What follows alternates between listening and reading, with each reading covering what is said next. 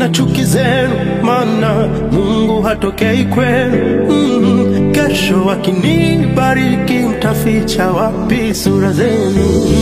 Wanatamani nipate kazi hao wanadamu, ila nikiwazidi cheo vita havikauki. Mtoaji riziki ni Mungu tu.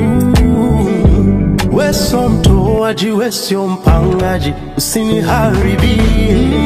Hapa nilipo ndipo napotakiwa kwe, ama hapa nilipo sipo napotakiwa wepo. Vita yangu Bwana naisi ndani kwa ndani, bila mkono wako Mungu siwezi endelea. My friend,